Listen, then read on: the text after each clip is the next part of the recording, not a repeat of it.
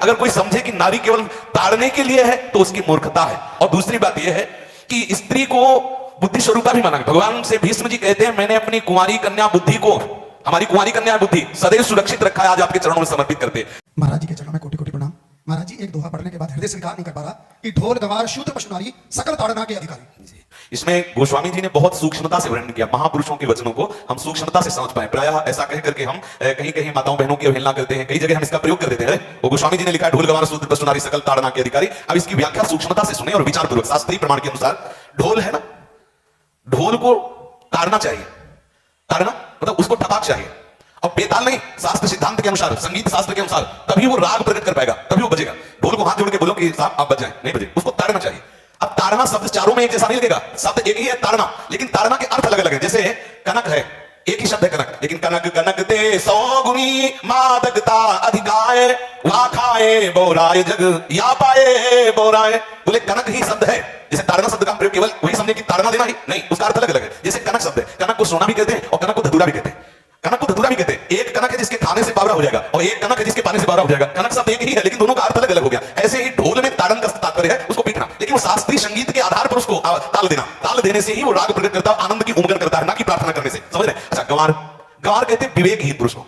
विवेकहीन पुरुष को कोई कार्य दे दो, उस पर दृष्टि न रखो तो कार्य नष्ट हो जाएगा। वहां ताड़ने का तात्पर्य उसको पीटना नहीं है, उस अविवेकी गंवार पर दृष्टि रखो। जो आपने कार्य सौंपा है, जो भी कार्य उसका है, उस अविवेकी पर दृष्टि रखना ताड़ना हुआ। उस पर दृष्टि रखो, क्योंकि वो अविवेकी गंवार है, वो कार्य प्रणाली ठीक जानता नहीं। आप जहां त्रुटि होता संभाल लेना, तो वो समझ जाए, क्योंकि गंवार है।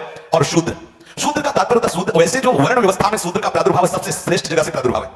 वर्णन आता है, ब्राह्मणोष मुखमाशी बाहु राजन्यः कृतः उरु ततश्च वैश्याः पदभ्याम शूद्रो जायते। भगवान के श्री चरणों की वंदना होती है प्राय, हमने देखा सबके श्री चरणों की, और शूद्रों का प्रादुर्भाव श्री चरणों से हुआ है। कोई ऐसा न समझे कि शूद्र का मतलब निकृष्ट होता है। यहाँ शूद्र का तात्पर्य, जैसे किसी से कहते हैं कि शूद्रवत आचरण करता है, मतलब शास्त्र विरुद्ध सदाचार के विरुद्ध आचरण करना, शूद्रवत आचरण की तरफ संबोधन किया जाता है। यहाँ कहा गया कि शास्त्र की सम्मति, शास्त्र के शासन के अनुसार आचरण हो, सदाचार परायण हो। शास्त्र जिसके लिए जो विधान करता है, शास्त्र शासन स्वीकार करना, यहाँ शूद्र के तारण की बात है। यहाँ शूद्र तारण का तात्पर्य डंडे से प्रहार करना नहीं, समझना। और जो चौथा कहा गया नारी, अगर स्त्री को हम ये कहें कि तारण से ही वो केवल काबू में रहती है, तो राष्ट्र में अपने प्रसिद्ध लक्ष्मीबाई जैसी कोई सामर्थ्यशाली वीरांगना, कोई वीरों सामने बड़े बड़े वीरों के दांत खट्टे कर दे, ऐसी बहादुर सिंहिनी हुई, अंग्रेजों के दांत खट्टे कर दे। अगर कोई समझे कि नारी केवल ताड़ने के लिए है तो उसकी मूर्खता है। पुरुष और नारी का समान प्रादुर्भाव हुआ है। भगवान ब्रह्मा के श्री अंग से दाहिनी तरफ से महाराज मनु और बाईं तरफ से उनकी पत्नी उनका प्रादुर्भाव हुआ सतरूपा। सतरूपा। अब आप बोलो, एक ही शक्ति के दो भाग हो गए, एक पुरुष रूप धारण कर लिया, एक नारी रूप धारण कर लिया। अब यहां विचार जो है कि उस नारी के ऊपर ताड़न शब्द का क्या प्रयोग है। जैसे आप मार्ग में चले जा रहे हैं और आपने दृष्टि चूक कर दी और नारी आपकी स्त्री पीछे चल रही, तो कोई हमला कर सकता है, क्योंकि वो रत्न है। 14 रत्नों में एक रत्न स्त्री रत्न भी है। स्त्री को रत्न कहा गया है। भगवान श्री राम जब वनवास में जा रहे हैं तो सिया जी को आगे नाव में जब चढ़ाना होता तो पहले सिया जी को चढ़ा, सीए चढ़ाई चढ़े रघुराई, पहले आगे। दृष्टि रखो, दृष्टि चूक गई तो रत्न है। यहां दृष्टि रखना, शासन मतलब उसको पिटाई करना नहीं कि जैसे ढोल को पीटा जाता है ऐसे स्त्री को पीटा जाए, शूद्र को पीटा जाए तो गंवार को, ये व्याख्या नहीं है, ये मूर्खता है, इसे व्याख्या नहीं कहते। जैसे कनक शब्द के कई अर्थ होते हैं, ऐसे ही ताड़न शब्द का यहां अलग अलग प्रयोग है। स्त्री के ऊपर दृष्टि रखो। किस भाव की दृष्टि रखे? क्योंकि वो हमारे यहां रत्न की तरह है। कहीं कोई ऐसा ना हो कि कुदृष्टि वाला कोई उस पर हमला कर दे। आप पाणी ग्रहण संस्कार में रक्षा का भी सूत्र बताया जाता है कि आपको अभी ये समर्पित है, आप इसकी रक्षा करें। हमारे शास्त्रीय सिद्धांत में देखो, कभी भी स्त्री को अकेला छोड़ने का सिद्धांत नहीं पाया गया।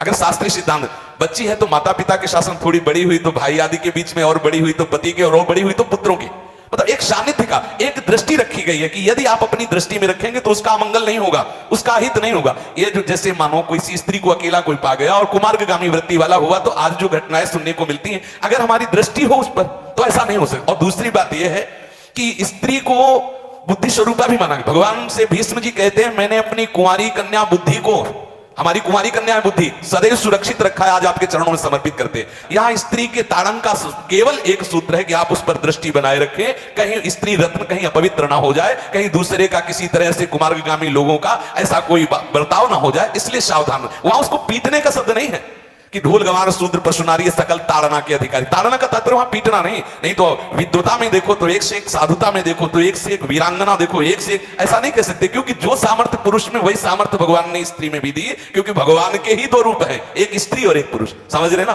तो इसमें एक ताड़न शब्द का कई अर्थ होता है। भगवान की साक्षात शक्ति स्त्री है, अगर कोई इस भाव से देखे कि स्त्री तो केवल ताड़ना मतलब केवल गाली दे के बात करना, ऐसा इसलिए दृष्टि रखने की आवश्यकता है कि वो पवित्र रहे, वो सुरक्षित रहे, ना कि उसको पीटने के लिए यहां संबोधन किया गया गोस्वामी तुलसीदास जी ने। इसलिए सावधानी पूर्वक अपनी वृत्ति को पावन रखते हुए महापुरुषों के वचनों को समझने की चेष्टा की जाए। गोस्वामी जी ने जो यहां कहा ढोल गवार शूद्र पशु नारी सकल ताड़ना के अधिकारी, तो ताड़ना का अलग अर्थ है, अलग अलग। जैसे ढोल में ताड़ना, तो वैसे सब जगह नहीं ताड़ना लगेगी। आप देखो पशु जो है, चालक जो घुड़सवार होता है उसको ताड़ना एड़ी से देता है। अब चालक जो होता है घुड़सवार एड़ी से, किसान जो होता है वो बैल को बोलता है दाहिने, जैसे हल जोतने होता है बाएं, वो भाषा समझता है, बाएं मुड़ जाए, और नहीं मुड़ता तो पीछे रही है एक छड़ी, उससे वो इशारा देता है, वो समझ जाता है। पशु को अपने इशारे से चला लेते हैं। अब उससे कहे, खड़ा होकर हाथ जोड़ के कहे कि भैया बैल देवता अब थोड़ा दाहिने मुड़ जा, तो नहीं मुड़ेगा। जब लगाम पकड़ी और थोड़ा ताड़न किया और बोले दाएं, तो फौरन दाहिने मुड़ गया। आप देखो जो बैलगाड़ी चलाते हैं, घोड़ा गाड़ी चलाते हैं, ऊंट चलाते हैं, तो पशु शासन के द्वारा उसको इशारे से किधर चलना है उसको इशारा बता दो। अलग अलग जगह इस ताड़न शब्द का अर्थ प्रयोग किया गया है।